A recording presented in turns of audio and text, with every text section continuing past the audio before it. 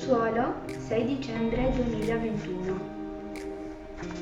Caro diario, oggi vorrei dedicarti 5 minuti per raccontarti un po' com'è la seconda media. Sono già passati un po' di mesi dal primo giorno, ma lo ricordo come se fosse proprio oggi. Ero un tantino emozionata all'idea di essere finalmente in seconda media.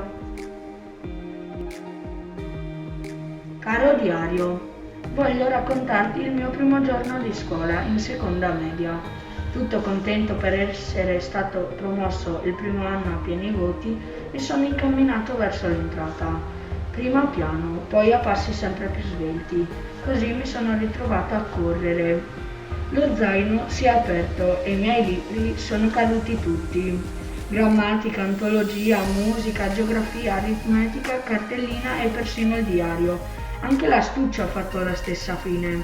Era semiaperto, così penne, evidenziatori, matite colorate, gomma e temperino sono scivolati fuori, come se non volessero andare a scuola.